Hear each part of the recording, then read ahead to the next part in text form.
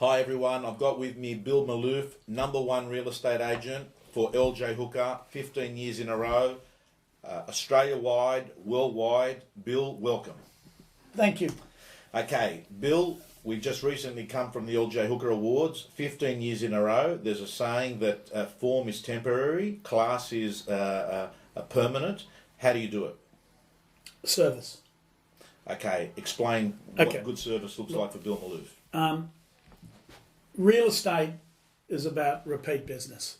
At the end of the day, if you're not working on behalf of your clients, and your clients are vendors, your clients are not purchasers. And I got into this game 27 years ago, and I've had this same speech for every invitation that I've had to talk. And I said there are 4 major ingredients to be successful in this game. One, which is probably one of the most important aspects, is product knowledge. Second is credibility. The third is accessibility. And the fourth is honesty. And I said, if you operate under those 4 basic principles, you can't help but be successful. And the example that I give of that is this. No matter what you say about yourself, self-recommendation is not the way to success. It's what other people say about you behind your back. And it's no different than going to a restaurant. You go to a restaurant and you have a very good meal. Service is brilliant. First thing you do, you go home, and I guarantee you within a week to a week and a half, you'll repeat that experience with friends of yours. So what you're actually doing, you're promoting somebody's business due to the service and the quality of food that you got. It's not the owner of the restaurant that got you back.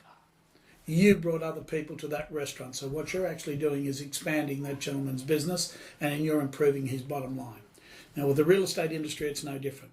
It's what people say behind our backs that'll determine. People have asked me over a number of years, what makes you successful? And I said it's repeat business. It's my whole philosophy from day one was to win your support as an individual. And once I got you, I wanted your kids in the future, I wanted your uncle, I wanted your aunts, I wanted your lawyer. And I can only get that by the recommendation of the people that we represent.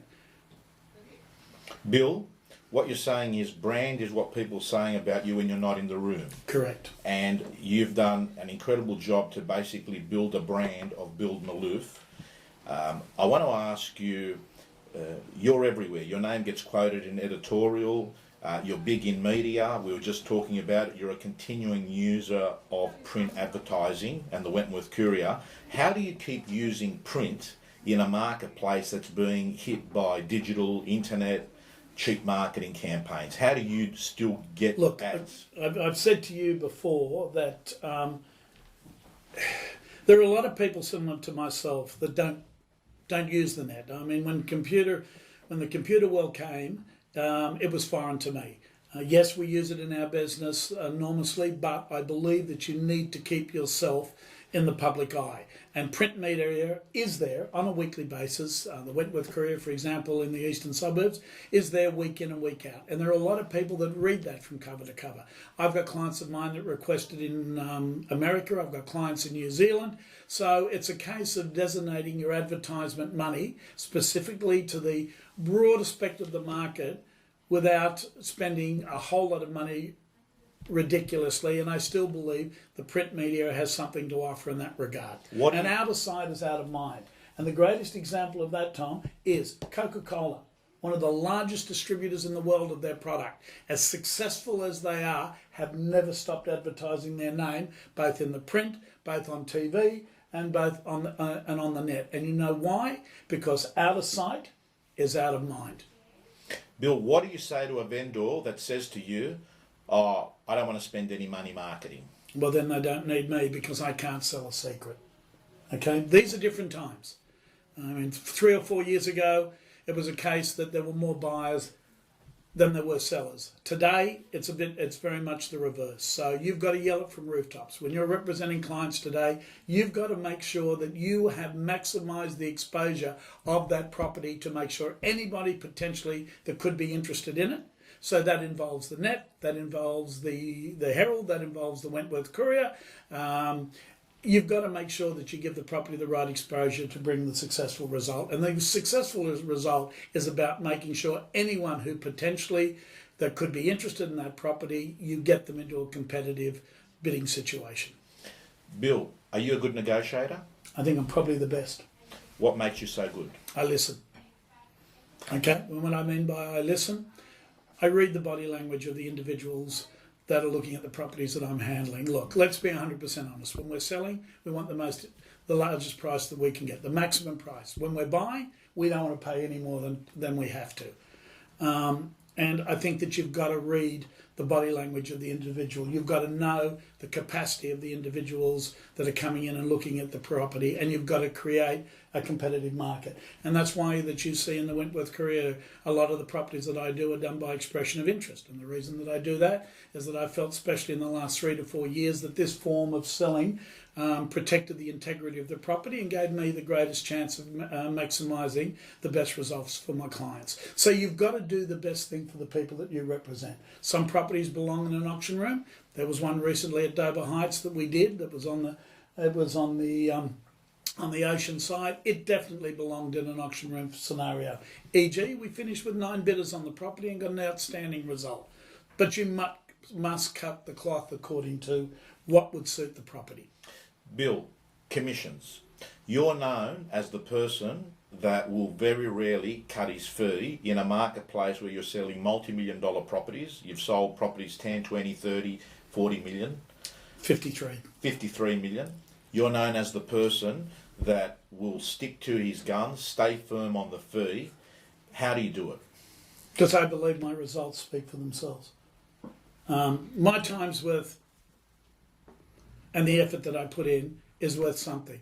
And I find it unbelievable in the eastern suburbs that everybody's so competitive and prepared to drop their pants on the commission structure, whereas what they've got to start to rely on is the capacity and their professionalism to get the best result. And that has got to be worth something. And it's time that the marketplace woke up that we have something to offer. If a vendor had to represent himself, he's not going to get the same result as a professional agent that knows his game, knows how to negotiate, knows when he should be talking and knows when he should be listening. And that's worth something. So my fee's always been 2% flat. It's the REI fee that was in before they deregulated it, plus the GST. And if we sat hard and fast on those fees, the public would pay them. I don't have any problems getting that fee. Bill, on attitude, staying motivated. I mean, it's a sort of business you can go from the heights of exhilaration to the depths of depression in a short period of time, ups and downs. How do you stay motivated year in, year out? Because you see a lot of people that do well, and you see it at awards nights. They're there for 2 years and then they disappear. You never see them again. How do you stay motivated, sustainable, long-term business? I love what I do. I said to my wife probably 3 years ago now, that the day I wake up and say that I don't want to go to work is probably the day that I'll look at restructuring the office. But I love what I do. I love the clients that I represent. I get a hell of a kick out of the kill. And when people says, what do you mean by the kill? I get a kick out of the negotiations. I get a kick out of, more importantly, establishing a price that nobody else could. And that's what keeps you on top. That people come to you because they know you're going to represent them to the best of your ability. Anybody can sell a house and stand there and get a price for it. That's not what this game's about. This is their most expensive asset. So they're entitled to the maximum price for that product. And your credibility and your honesty in that regard is very, very important to what I do. I love creating records. I love meeting people that end up becoming friends of mine over a long period of time because we've represented them to the best of our ability. We end up getting their family business, and I get a kick out of it. I get a hell of a kick out of it. And I love seeing my staff become successful. Okay, guys and girls, you've just listened to the #1 real estate agent in Australia, arguably over the last 2 decades, based on numbers, sold properties over $50 million. It all came from starting working in pubs, is Correct. that right? Yeah. The pubs were in Sydney or? Pubs were all over. The last hotel I had was at Auburn. And I actually woke up one morning and said it was time for a change. And everybody knows the story. I've spoken about it. There was, my wife had said, I want a house in Strathfield. She didn't like living on top of the premise of the hotel. I sent a resume out to several agents in the Strathfield area. There was only one guy that responded to me in the regards that I said, this is my requirements, this is the size of the property I'm looking for, I run an early opener hotel, I don't have a lot of free time, please don't show me rubbish. Most of the houses that I saw didn't come anywhere within the criteria that I wanted. This gentleman who is now dead, unfortunately, which was George Devine, showed me 2 properties. One of them was in Barker Road, Strathfield, which I purchased. And I never forgot that. And I thought to myself, well, if this is the way the industry operates and they only want to show me what's on their books and they don't want to show me what I'm looking for, there must be a huge gaping hole for somebody that wants to become successful. Bill, if you were talking to yourself 25 years ago, what's the best piece of advice you'd give to yourself now about real estate, now knowing that what you've done? Exactly what I said at the very beginning of this interview. There are 4 major assets to a successful real estate agent: honesty, credibility, product knowledge, and accessibility. Tom, it's amazing how many times when I'm travelling home at 7 or 8 o'clock at night and I see a sideboard that's just gone up, obviously, that afternoon on a property, I will pick up the telephone and ring the agent. Why? I want to know what they're looking for, the price range, the size of the property in the bedroom that property's got to that it's got to offer. And you know what I get? Get an answering service. And you ring me at 7 o'clock at night, you'll get me. So I find it amazing that these guys think that their days operate between 9 a.m. to 5 p.m.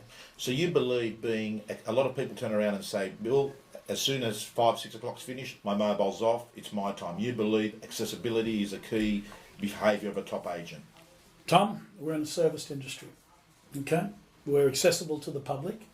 We represent clients that want the best price they can. We don't know where those buyers are going to come from, but if we're not accessible, we're never going to know. And as long as the other agents want to operate between the 9 and 5, they're never going to accomplish the levels they should be able to accomplish. You've got to put yourself out there. It's no big deal in picking up a phone and answering some questions. You never know where it's going to lead. Okay, guys and girls, it's not who you know, it's who knows you, and there's no better example of that attraction agent than Bill Malouf. Bill, thank you so much. It's a pleasure.